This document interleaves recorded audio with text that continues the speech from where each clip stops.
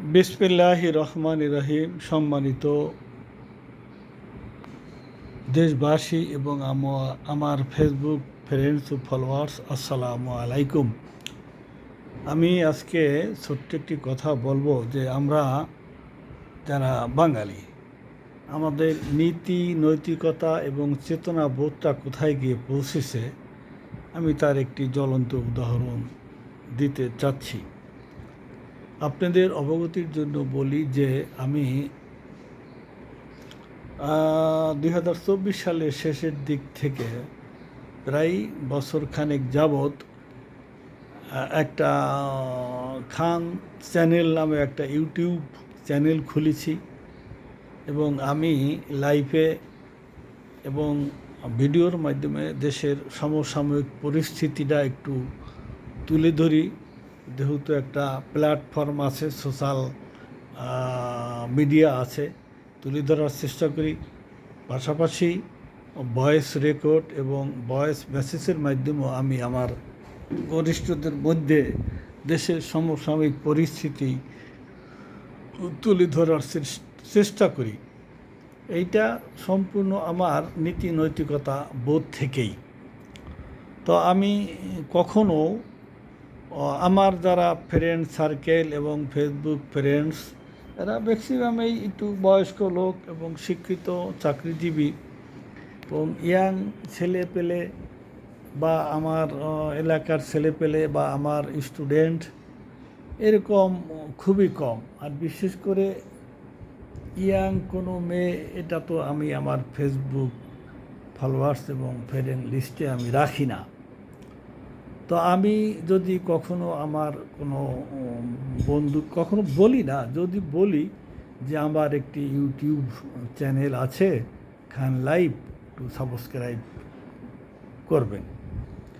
যদি বলি যে আমার একটা লাইভ আছে, ভিডিও আছে, একটু শেয়ার দিয়ে।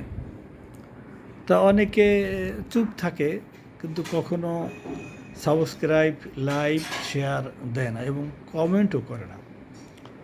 তা একবার আমার এক ভদ্রলোক, সে শিক্ষিত লোক, সে আমাকে বললেন যে, আমি বললাম যে আমার চ্যানেলটাকে একটু সাবস্ক্রাইব করেন।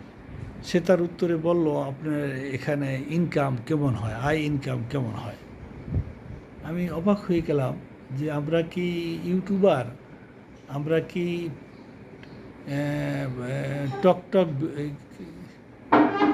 টিকটক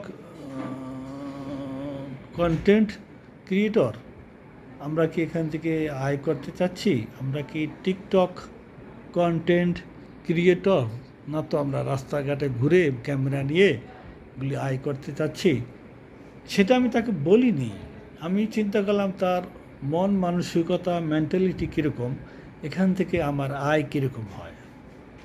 আবার অনেকেই প্রকাশ্যে বলে না, কিন্তু তারা ভাবে কি, যদি এই আমার দেশের সমসাময়িক পরিস্থিতির উপরে যে লাইভ এবং ভিডিও, এতে যদি সে কমেন্ট করে বা লাইক দেয় অথবা শেয়ার দেয়, তাহলে তাকে রিমান্ডে নিতে পারে, তার ফাঁসি হতে পারে, এরকম চিন্তাভাবনা করে।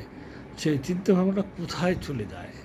সে যদি লাইক, কমেন্ট, শেয়ার করে, তাতে তাকে রিমান্ডে নিতে পারে এবং তাকে ফাঁসিও দিতে পারে। এই চিন্তাভাবনা থেকে সে দূরে সরে যায়। তো আমাদের নীতি নৈতিকতা এবং মানসিক বোধটা, নৈতিকতাটা কোথায় চলে গেছে?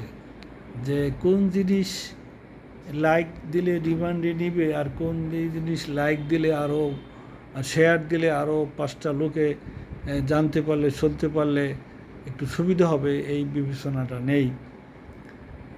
তো আশা করি আমাদের সকলের ভিতরে শুভ বুদ্ধির উদয় হোক। ধন্যবাদ। আসসালামু আলাইকুম।